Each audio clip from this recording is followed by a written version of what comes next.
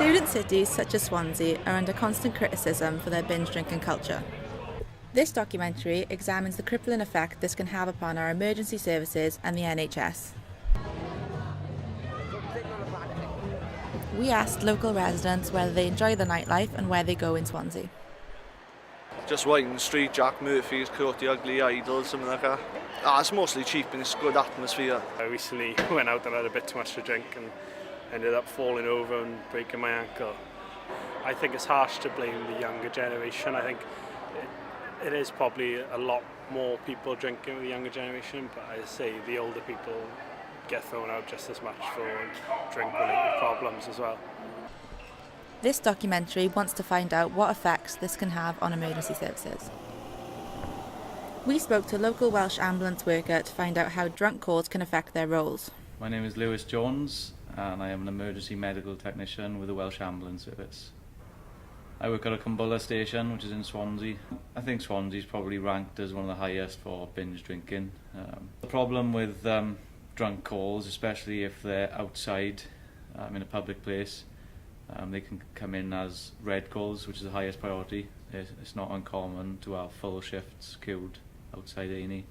They do have help points set up now on more Saturday evenings. So the help point is run by a team of nurses, paramedics and sometimes doctors to avoid ambulances going down to like Wine Street. So they'll take the intoxicated patients to those and they can be treated in there. Students are often criticised as the culprits of the binge drinking issue in Swansea. So what do they have to say about it? I personally don't think it's much of a problem, but then I don't work for the NHS, I don't see the other side and I don't go crazy with my drinking. No, I don't think it's too bad. When you look at what Swansea's known for, it's students and sport, so it kind of comes hand in hand. We asked one disgruntled patient about her experiences with hospital and ambulance staff. I would definitely say there's a problem. Most recently on New Year's Eve I had to call for an ambulance and I was told the one just wouldn't be coming no matter how long I waited. There was a lot of stress from the hospital staff because they'd have to be dealing with drunk people all night and there was just drunk people everywhere. But this also isn't the first time this has happened to me. I spent 18 hours in Morrison A&E on the night of another social drinking event. It was one of the rugby games and it was the exact same problems. Every time there's any sort of excuse to drink, the NHS just can't cope with it. But are students solely to blame? No, I think the culture pretty much stretches across all ages.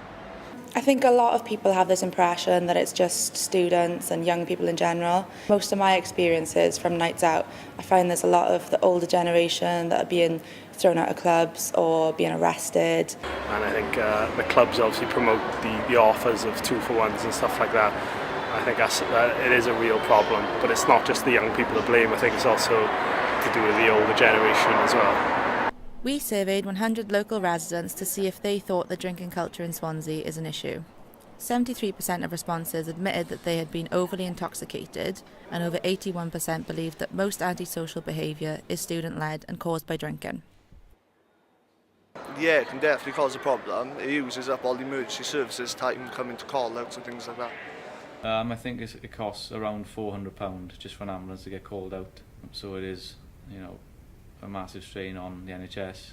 So, what can be done to help relieve the pressure on the emergency services?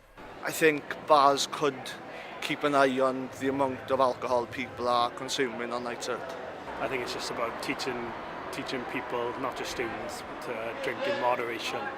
I think members of the public just need better educating on what constitutes an emergency.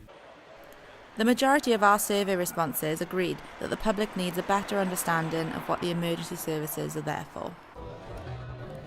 Clearly, the emergency services will always struggle to meet demands, but as a community we must help ourselves, strive to drink in moderation and be aware of how we can treat minor injuries without the use of the NHS.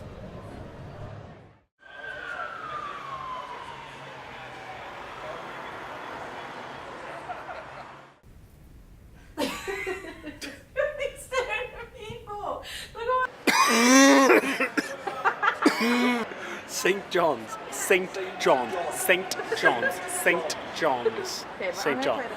It's good, isn't it?